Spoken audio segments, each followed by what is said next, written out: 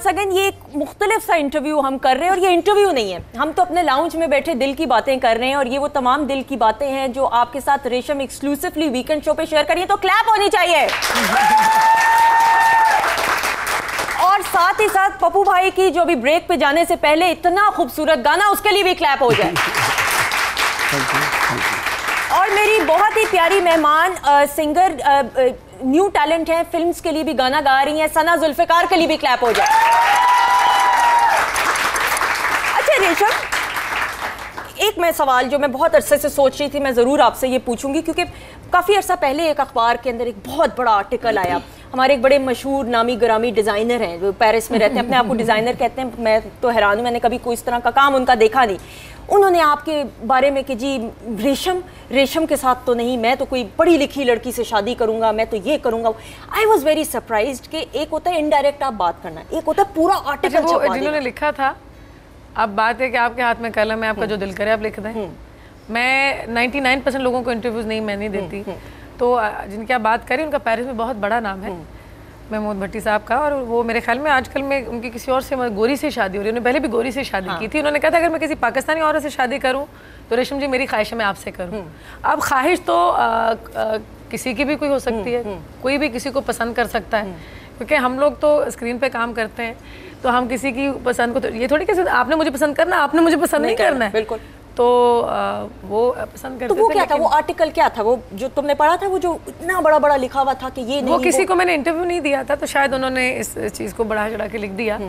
तो अगर कोई ऐसी चीज़ होती तो मंजर आम पे आ जाती। तो मैं अभी तो पिछले दिनों जब भट्टी साहब आए हुए थे, उनके साथ उनकी गर्लफ्रेंड थी, गोरी थी उनके साथ, आपने हर चैनल पे उनको देखा होगा। तो वो मैं उनकी मेरी दुआएं उनके लिए। तो क्या वजह थी, क्यों नहीं, क्यों अगर उनको इतना पसंद थी तो और मैं मेरे ख्याल में कर लेती, लेकिन मैं पाकिस्तान के बगैर नहीं रह सकती। मेरा एक प्रॉब्लम है, मेरे पासपोर्ट जो हैं मतलब वो वीज़ा पासपोर्ट जो है भरे हुए हैं वीज़ा से, लेकिन मुझे कहीं बाहर शूटिंगों पे तो मैं चली जाती थी कि काम है, लेकिन काम के बगैर मुझसे जाया नहीं जाता, मैं वेकेशन नहीं करने जाती। तो रीमा ने भी तो की शादी, तो रीमा भी आई। रीमा जी को अमेरिका पसंद था, अब मेरी जैसे मेरी बहनों को पसंद है, यूके पसंद है, मुझे नहीं पसंद। मेरे 9 साल हो गए मैं लंदन नहीं गई। अच्छा, 3-4 साल हो गए मैं दुबई नहीं गई। तो मुझे होता है कि मैं यहीं रुके। देखें, मैं छोटी उम्र में जब हमने काम शुरू किया, करियर शुरू किया, पापा भाई आपके साथ 36,000 जगहों पे हमने शूटिंग है की, टर्की में 2-2 महीने, 4 फिल्में टर्की में की, बैंकॉक में की, दुबई, इन सारी जगहों को हमने 10-10 दफ़ा देख लिया हुआ है। अब मैं वेकेशन करने जाऊंगी तो उस पर जाहिर है कम से कम 20-25 लाख रुपए खर्च होंगे। अगर मैंने वो पैसे उधर खर्च करने तो मैं अच्छा नहीं, मैं नज़र न्याज करूँ, मैं सदका खैरात कर दूँ, तो मैं इसका भी तो हिसाब है ना। बहुत सारी चीज़ें आपको सोचनी पड़ती हैं। तो मैं ये चीज़ें सोचती हूँ कि मैं किसी का भला कर दो, आपकी तो यशी खत्म ही नहीं होती, हमारे तो शौक खत्म ही नहीं होते। रेशम, बड़ी बात है कि तुमने उस बात का जवाब नहीं दिया, इतना बड़ा आर्टिकल वो था कि मैं तो मतलब अब मैं अक्सर बातों के जवाब नहीं देती, क्योंकि गंद में आप कहीं भी पैर रखेंगे ना वो छींटे आपके ऊपर ही पड़ते हैं। लेकिन मैंने भट्टी साहब से पूछा भी था, उन्होंने कहा कि मैंने ऐसी कोई बात कही नहीं, क्योंकि मैं इस तरह की छोटी बात कर ही नहीं सकता। तुम ऐसी की तैसी ना फेर दो, अगर असल में की होती है ऐसी की तैसी बताते हैं, क्या गोरी ने करना है जो हम करें आप। नहीं, मैं ऐसी की तैसी बात है कि करना पड़ता है रेशम कभी कभार जिंदगी बस में। जवाब आप किसी को दे दें प्यार से, नहीं तो आप, मैं कहती हूँ खामोशी इख्तियार कर लो, रास्ता बदल लो। खामोशी सबसे बड़ा जो हथियार है ना वो खामोशी है।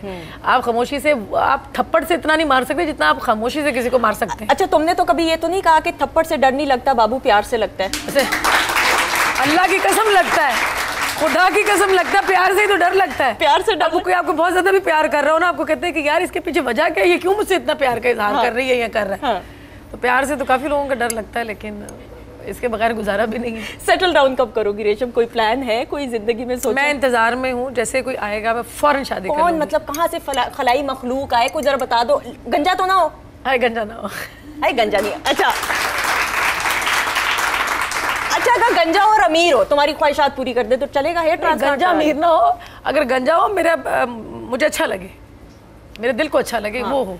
कोई डॉक्टर हो, स्पोर्ट्समैन हो, इसी दुनिया का हो, ग्लैमर की दुनिया का हो, इंसान अच्छा हो, इंसान बड़ा अच्छा हो। नहीं, ये वो तो समझ आ गई, वो इस तरह के नहीं मिलते, मर्द अच्छे हो जरा कम ही मिलते हैं इस किस्म के। लेकिन क्या ग्लैमर की दुनिया को पप्पू भाई? नहीं, आप तो हैं ही। नहीं, आप बहुत अच्छे हैं, आप बहुत अच्छे। ये आपको पता है कि ये शादी एक ऐसी चीज़ है कि जब होनी होती है तभी होनी होती है, आप कुछ भी कर लें, लेकिन जब ऊपर से हुक्म होगा इसी प्रोग्राम में शादी करा के रहेंगे। मैं चाह रही हूँ हो ही जाए, खुदा अच्छी बात है।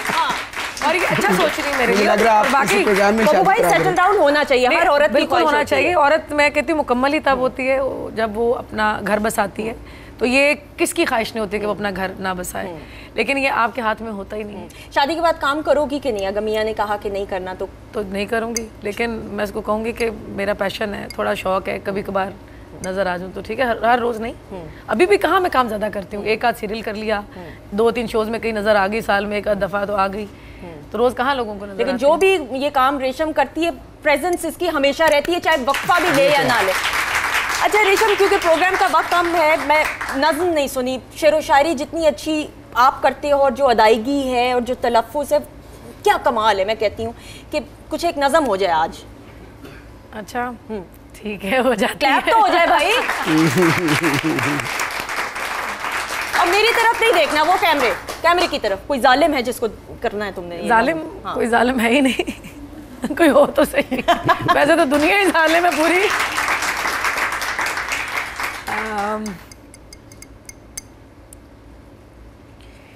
एक नज़्म है मेरे उस्ताद की ही लिखी हुई है, जिनको मैं देख के उन जैसा बनने की हमेशा कोशिश करती हूँ, लेकिन मैं बन ही नहीं पाती।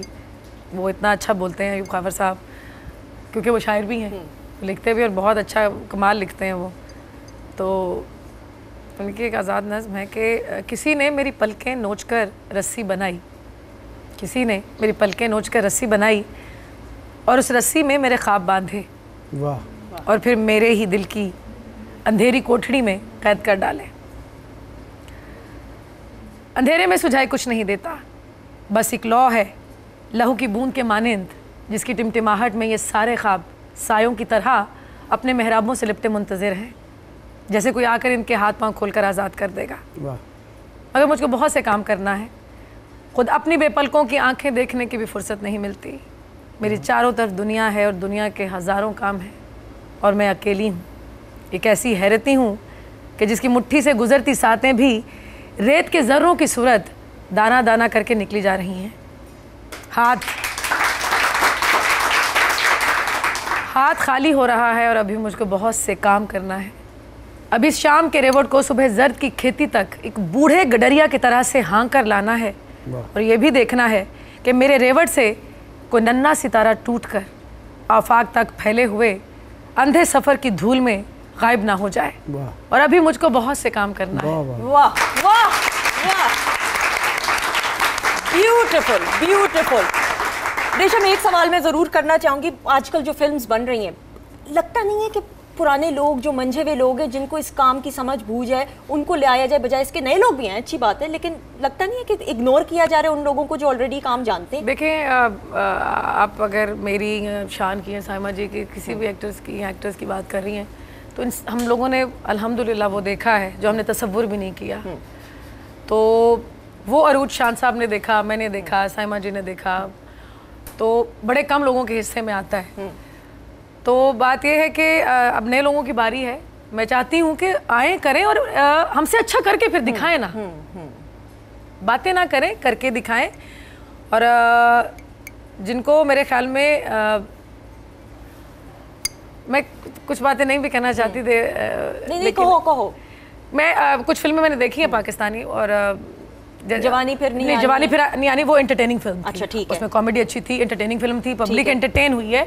लेकिन कुछ फिल्में ऐसी आई हैं जिसमें मुझे ये लग रहा था, क्योंकि मैंने अपना करियर टीवी से स्टार्ट किया, मैंने 100 फिल्मों में काम भी किया, तो मुझे टीवी और फिल्म के काम की तमीज़ है। कराची से मैं टीवी जाती हूँ करने, तो मैं टीवी पे वो वाली एक्ट्रेस बन जाती हूँ, जब मैं फिल्म का काम करती हूँ तो फिल्म वाली रेशम बन जाती हूँ। तो आप फिल्म को टीवी का वो पप्पू भाई क्या कहना चाहिए, वो ना दे, डिफरेंट फ्लेवर हैं। हाँ, टेलीविजन एक और चीज का वो एक झलक नजर आती है। उस फिल्म की तो नहीं बात करी जिसको अभी हाल ही में बड़ा, नहीं एक फिल्म नहीं, कई फिल्में ऐसी आई हैं जो मुझे लगा है कि मैं कराची से लाहौर, मुझे बहुत ये सारे आर्टिस्ट बेहतरीन हैं, लेकिन इनसे फिल्म वाला काम ले, इनसे टीवी वाला काम ना ले, और आर्टिस्टों की जो प्रेजेंस है वो फिल्म के स्टार की तरह लगे, वो टीवी स्टार ना लगे। क्योंकि अगर आपने 2.5 घंटा सिनेमा के टिकट खर्च करके ड्रामा ही देखना है, तो आप घर बैठे क्यों ना देख लो। ये बहुत मंझे हुए लोगों को, ये जो लोग हैं जिनको काम मालूम है, उनको इस्तेमाल करना बहुत जरूरी है। रेशम, thank you so much, clap हो जाए भाई। क्यों?